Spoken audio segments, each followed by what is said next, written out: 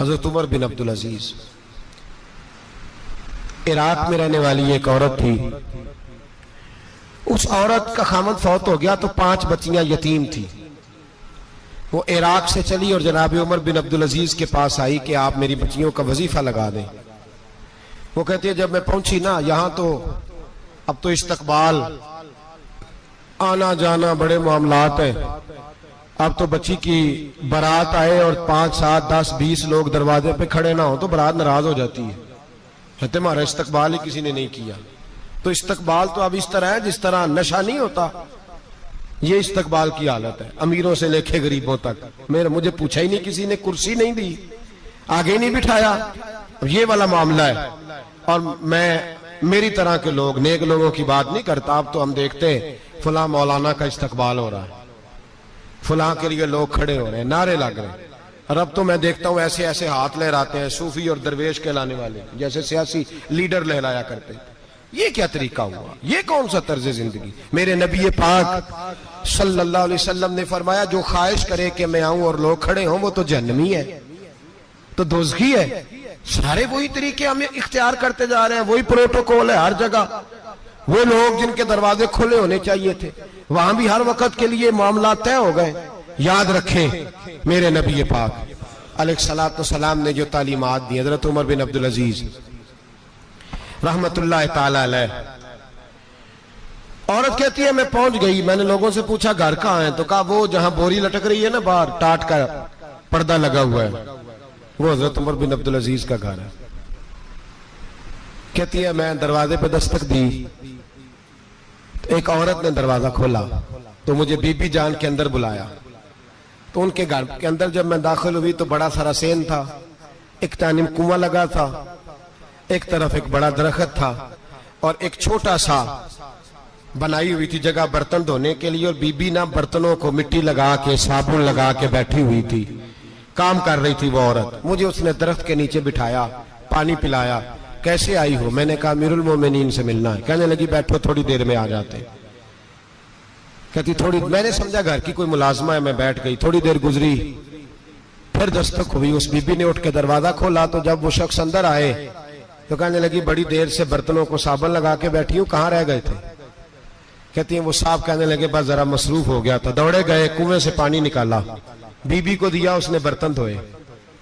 कहती है फिर थोड़ा सा सिरका और एक रात की रोटी वो लाई, उस शख्स ने खाई। मैंने कहा कि ये दोनों घर के मुलाजिम हैं, मियां बीवी काम करते हैं। जब वो खाना खा चुके तो वो औरत मेरे पास आई, कहने लगी उठ के मिल लो अमीरुल मोमिनीन से। मैंने कहा कौन अमीरुल मोमिनीन? तो कहने लगी कब से तो आए हैं, ये जिसने कुएं से पानी निकाला यही मुसलमानों का अमीर है, और ये जिसने दरख्त के नीचे बैठ के सिरके से रोटी खाई है यही है। ये फरिश्तों की दास्तान नहीं, ये वो लोग हैं। मैं रात को भी कह रहा था एक जगह पे कि ये लोग जो है ना जिनका आप रोज शिकवा करते हैं हुकूमतें बड़ी खराब हैं, ये कोई नहीं खराब, बिल्कुल खराब नहीं। जितने सियासी लीडर हैं सारे सही हैं। खराब वो लोग हैं जो इन्हें वोट दे के लीडर बनाते हैं, बिल्कुल खराब नहीं। मैं तो इनके हक में होता जा रहा हूं। नाराज हो गए ना आप लोग? अल्लाह करे तुसी हो जाओ तो अगले इलेक्शन च सियाने भी हो जाओ, आमीन तो कह दे। मैंने कोई मशवरा नहीं देना, इसलिए कि मेरी नजर में कोई ऐसा शख्स नहीं जिसके लिए मैं आपसे कह सकूं कि वोट दें।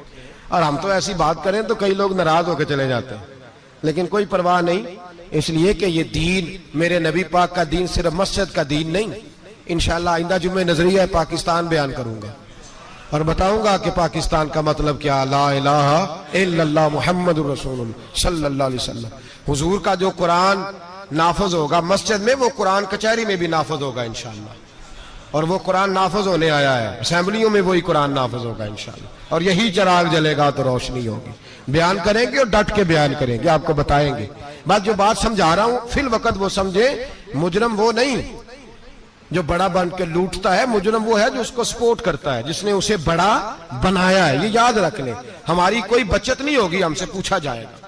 हम सारे कचहरी में खड़े होंगे, अल्लाह सवाल करेगा कि तुम बताओ तुम इनके मददगार क्यों बने थे, तुम सपोर्ट क्यों करते थे, ये पूछा जाएगा और हमने जवाब देना है।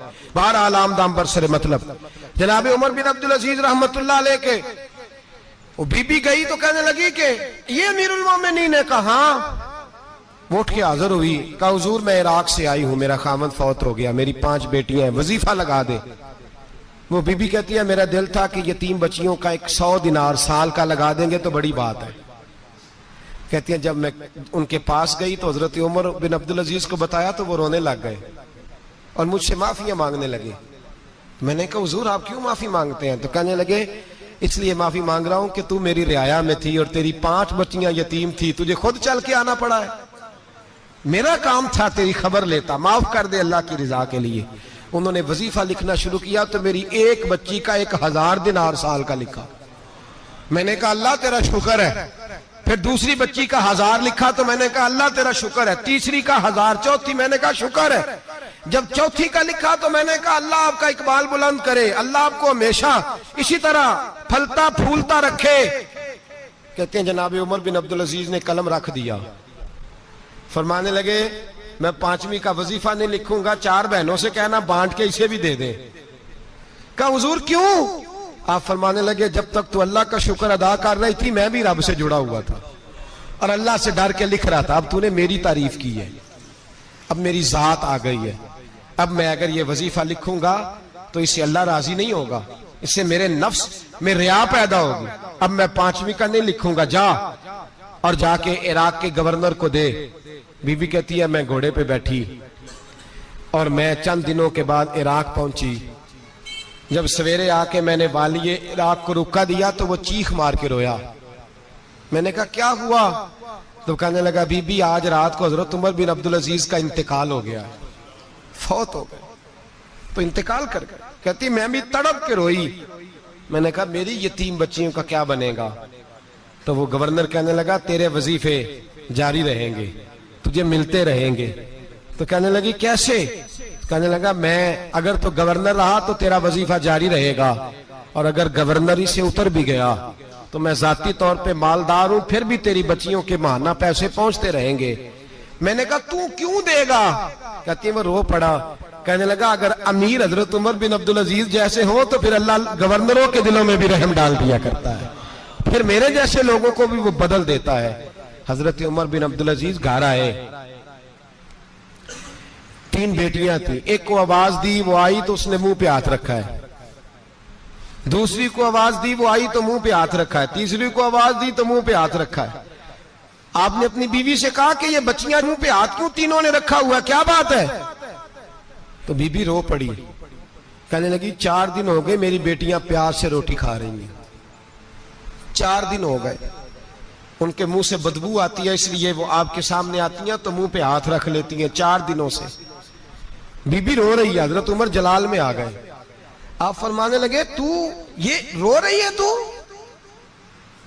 तू रोई है, तूने मेरे घर में रह के अल्लाह की नाशुक्री की है, तू शुक्र अदा नहीं करती कि 3 वक्त प्याज और रोटी तुझे घर की 4 दीवारी के अंदर मिल जाता? रो रही है और मैं आ मेरे साथ बाहर निकल, तुझे वो लोग दिखाऊं जो झोपड़ियों में रहते हैं और मांग के खाते हैं, आ तुझे दिखाऊं। इतनी नाशुक्री कि घर के अंदर प्याज पहुंच रहा है, रोटी पहुंच रही है और तू कहती है मेरी बेटियां प्याज से खाती हैं, शुक्र कर फाके नहीं काटने पड़े। फिर अगले लफ्ज कहे तो रो पड़े। फरमाने लगे मैंने तो मुस्तफा के वो हालात भी सुने हैं जिसमें कई दिन बीबी फातिमा ने फाके किए। तू घर के अंदर प्याज पहुंच रहा है, तू अभी भी सादगी, आजिज़ी और कनात नेमत थी इन लोगों की। हमारे यहाँ रोज शिकवा है, किस बात का? गाड़ी कोई नहीं। रोज रोना है, किस बात का? बंगला कोई नहीं। रोज रोना है, किस बात का? बैंक बैलेंस कोई नहीं। 10 जोड़े क्यों नहीं ईद पे आए? और ये सिर्फ औरतों का मसला नहीं, हमारे अंदर भी ये बात बदर्जे औला। हम रोज अपने आप को मिस्कीन कहते हैं, गरीब कहते हैं, लाचार कहते हैं, मजबूर कहते हैं। कभी देखो जो झोंपड़ियों में रहते हैं, कभी पलट के देखो लोगों की तरफ जो पैदा हुए तो आंखें कोई नहीं थी, हाथ कोई नहीं थे, पैर कोई नहीं थे। वो देखो जो पैदा हुए तो सर पे बाप का साया कोई नहीं था। कैसे कैसे लोग वक्त गुजार रहे। हम रोज आके कहते हैं कारोबार ठंडा हो गया है, हालात बड़े खराब हो गए, हम बड़े मजबूर। क्या हो गया साहब? अल्लाह के दिन है, सारे अल्लाह के दिन है। वसल अच्छा है ना फिराक अच्छा है, यार जिस हाल में रखे वही हाल अच्छा है।